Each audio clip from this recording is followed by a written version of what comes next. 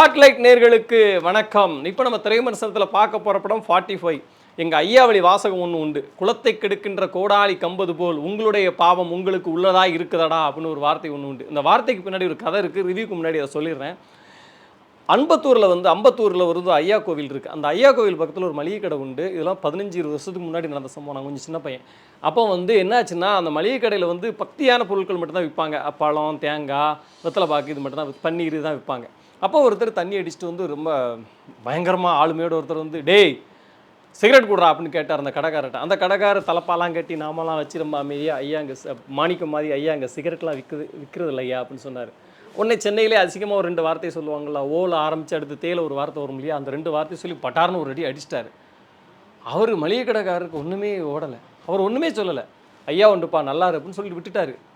என்னடா அது, ஒருத்தன் சிகரெட்டு கேட்டு அசிங்கமாக திட்டி அடிச்சுட்டு போகிறாந்தாலும் அமைதியாக இருக்காருன்னு சொல்லிட்டு விட்டுட்டார். அப்போ ஏன் அப்படின்னா அட விடுப்பா அப்படின்னு சொல்லி விட்டார். கட் பண்ணால் மறுநாள் இவர் மளிகை கடைக்கு பொருட்கள் வாங்குறதுக்காக பஜாருக்கு போயிட்டுருக்காரு. இவர் அடித்த நபர் கை கால்லாம் ஒடிஞ்சு அப்படி மூஞ்செல்லாம் ரத்தமாகி அப்படியே ஒரு மாதிரி வந்துட்டு இருக்காரு. என்ன அப்படின்னு பார்த்தா இப்போ தான் இங்கே தான் கர்மா வேலை செய்யுது. என்னென்னா, நேற்று ஒரு பொறுமையாக போனார். அன்றைக்கி இதே மாதிரி இந்த மளிகை கடையில் சேட்டை பண்ண மாதிரி தியேட்டரில் ஒருத்தர் சேட்டை பண்ணுறாங்க. அவங்க போட்டு பொழந்து எடுத்துட்டாங்க. அப்போது நம்ம ஒரு தப்பு பண்ணால் அதுக்கான தண்டனை நம்ம யார்கிட்ட செய்கிறோமோ அவங்ககிட்ட கிடைக்கலட்டா கூட கடவுள் வேறு யார் மூலமாக செஞ்சு கொடுத்துருவார் அப்படிங்கிற ஒரு மெசேஜ் இந்த படம் கன்வே பண்ணுது. இதுதான் படத்துடைய ஒன்லைன். அதாவது விதி நம்ம ஒரு பந்து மாதிரி தான் வாழ்க்கை. நம்ம என்ன எறிகிறோமோ நமக்கு திருப்பி கிடைக்கும் அப்படிங்கிற ஒரு மெசேஜ் இந்த படம் கன்வே பண்ணுது. இப்போ நம்ம கதையை பற்றி பார்த்துடலாம். ராஜேஷ் செட்டி அவர் ஒரு நாயை அடித்து கொண்டிருந்தார். இது ஒரு கான்செப்ட். அவரை 45 நாளில் கொல்லுறேன் அப்படின்னு உபேந்திரா சொல்கிறாரு. இல்லை கொல்ல விட மாட்டேன், காப்பாற்றேன் அப்படின்னு சொல்லி சிவராஜ்குமார் இன்ட்ரோலுக்கு வர்றாரு. ஏன், இதுக்கான காரணம் என்ன? அது மட்டும் இல்லாமல் என் அப்பன் முருகன் என் பையனை காப்பாற்றுவான்னு சொல்லி ராஜேஷ் செட்டியோட அம்மாவும் ஒரு பக்கம் வேண்டுதாங்க. ராஜேஷ் செட்டியோட காதலியும் ஒரு பக்கம் நான் காதலனை கைவிட மாட்டேன் அப்படின்னு சொல்கிறாங்க. இப்படி எல்லாம் ஒரு சுற்று இல்லை. இந்த சுற்றலுக்கான விடை என்ன அப்படின்னு பார்த்தா அந்த படத்தோடைய திரைக்கதையாக நம்ம பார்க்க வேண்டியிருக்கு. உபேந்திரா தான் ஃபஸ்ட் ஆஃப் ஃபுல்லாகவே அவர் ஒரு பயம் காட்டிக்கிட்டே இருக்கார். ஒன்று நான் கொன்றுவேன்னு சொல்கிறாரு.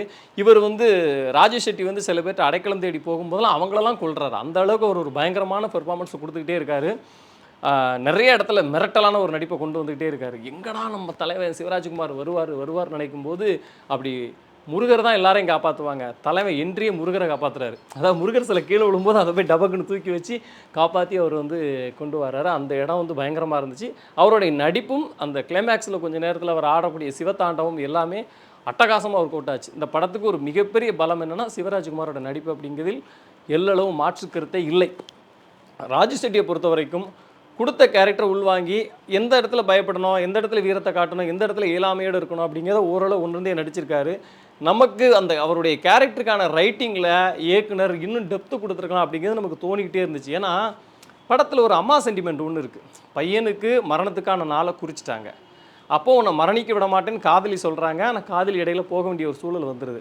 ஆனால் ஒரு அம்மா எந்த கட்டத்துலையும் தான் பையனை தன்னோட மரணத்தை விரும்ப மாட்டாங்க. அதுக்கு அவங்க எந்த எக்ஸ்ட்ரீம் லெவலுக்கும் போவாங்க. அவங்க என்ன சொல்கிறாங்கன்னா, நான் முருகனை வழிபடுறவா, கண்டிப்பாக முருகன் உன்னை காப்பாற்றுவான்னு சொல்லி அம்மா ஒரு இடத்துல எமோட்டை க்ரியேட் பண்ணுறாங்க. அது இன்னும் பயங்கரமாக வெளிப்பட்டுருந்தா அந்த படமே வேறு மாதிரி ஒரு படமாக நின்றுருக்கும். அந்த இடத்துல கொஞ்சம் மிஸ் பண்ணியிருந்துருக்காரு டேரக்டர். அதே நேரத்தில் அந்த முருகரை கதைக்குள்ளே கொண்டு வந்த இது ஒருவேளை நம்மளாம் தமிழ் கடவுளுங்கிறனால நமக்கு கனெக்ட் ஆகிடுச்சான்னு தெரியல. எல்லாத்துக்குமே ஒரு முருகர் சென்டிமெண்ட் இருக்கும் தமிழ்நாட்டில். அது எல்லாமே பக்காவாக ஒர்க் அவுட் ஆச்சு. அதை சூப்பராகவே பண்ணியிருந்தாங்க. அந்த வகையில் அது இன்னும் கொஞ்சம் நல்லபடியாக எடுத்துகிட்டு போயிருக்கலாம் அப்படிங்கிற தோணுச்சுது.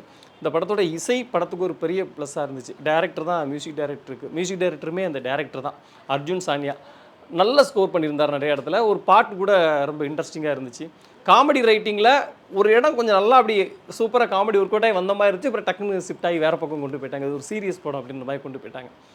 நம்ம சத்யா ஹெக்டேயோட சினிமாட்டோகிராஃபியும் இந்த இடத்துலையும் போர் அடிக்கலை. சிஜி கொஞ்சம் நல்லா பண்ணியிருக்கலாம். ஏன்னா இப்போ ஏஐயில் நிறைய அட்வான்ஸ் மாடலாம் நிறையா வந்துடுச்சு. அதை பண்ணியிருந்துருக்கலாம்.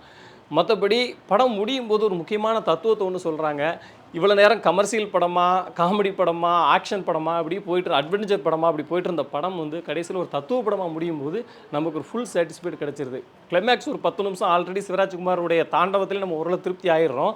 அந்த கடைசியில் அவங்க சொல்ல வர கருத்து இருக்கு இல்லையா, நம்ம பெரியவங்க அந்த காலத்திலே சொன்னதான், எப்போ நல்லதே நினச்சா நல்லதே நடக்கும், அவ்வளோதான்.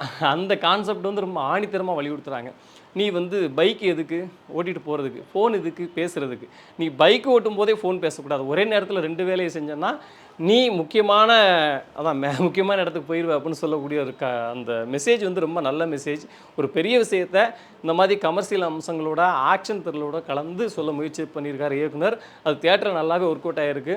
நீங்கள் படம் பார்த்துட்டு வரும்போது உங்களுக்கு தோணும் ஒரு விஷயம், நம்ம யாருக்கும் தப்பு பண்ணக்கூடாது, நம்ம தப்பு பண்ணிட்டோம்னா நிச்சயமாக அது நம்மளை பாதிக்கும் அப்படிங்கிற ஒரு மெசேஜ் வந்து இந்த படம் வந்து கன்வே பண்ணுது. நல்லதே நினைப்போம், நல்லதே நடக்கும் அப்படின்றது சொன்னதனால் இந்த படத்துக்கு நீங்கள் வந்து தியேட்டரில் போய் பார்க்கலாம். நன்றி, வணக்கம். இந்த வீடியோ உங்களுக்கு பிடிச்சிருந்தா லைக் பண்ணுங்கள், கமெண்ட் பண்ணுங்கள், ஷேர் பண்ணுங்கள், சப்ஸ்கிரைப் பண்ணுங்கள்.